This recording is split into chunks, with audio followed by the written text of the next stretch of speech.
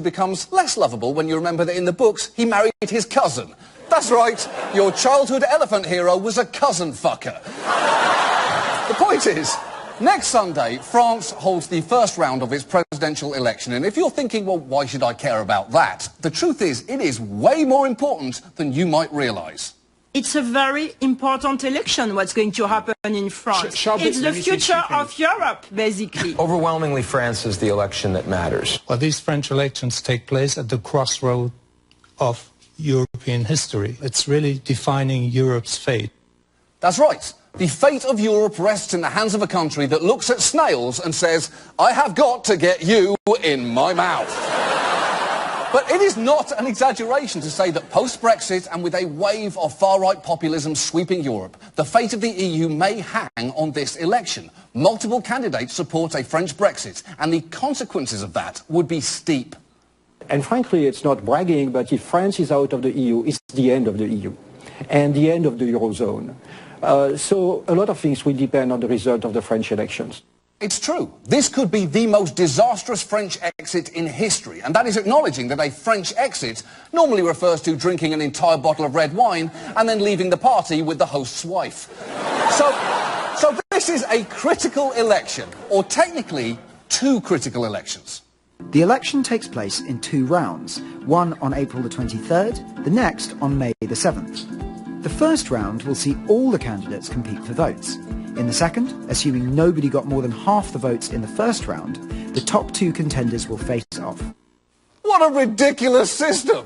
Where are the 51 individual contests that allot points based on outdated demographic data that can result in a decisive loser in the popular vote count somehow winning? That's just stupid! Well, go easy on France. They're still working out the kinks in their democracy.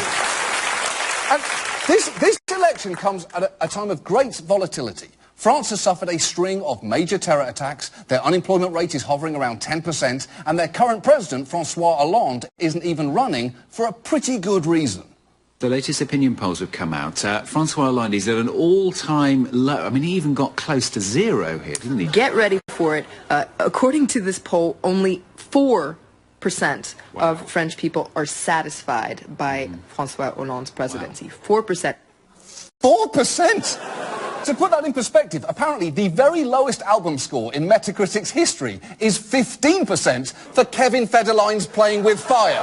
An album about which Billboard raved, in general, Federline enunciates well. But even without Hollande running, his Socialist Party is divided and struggling, with one early contender to replace him, Manuel Valls, so widely disliked that this happened. It happened an hour ago in this cafe behind me. Café Breuil, well known to Strasbourg residents. A man approached Manuel Valls and threw flour at him. Look, anywhere else, it might be a bad sign to have flour thrown at you, but in a country where pastries have greater constitutional rights than people, it is technically possible that that was actually an honour.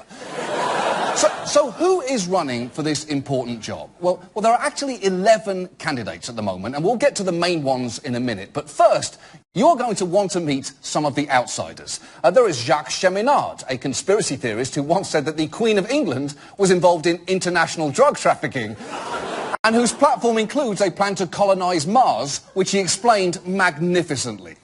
Aujourd'hui, on n'a pas de vraie politique de l'espace. On traîne des vieux objets brinque-ballants comme la vieille fusée de Star Wars. Alors ça marche au Star Wars avec l'espèce d'ours et Larry Skywalker, mais ça marche pas dans la réalité. You're right.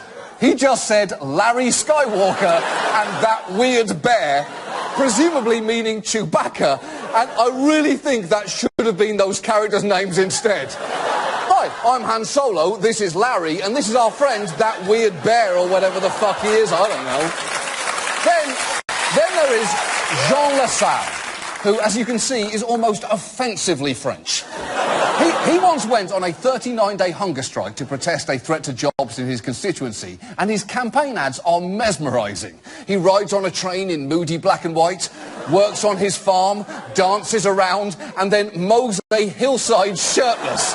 His entire life seems like an attempt to win the game show called So You Think You Can France. But the thing is that there are currently 4 major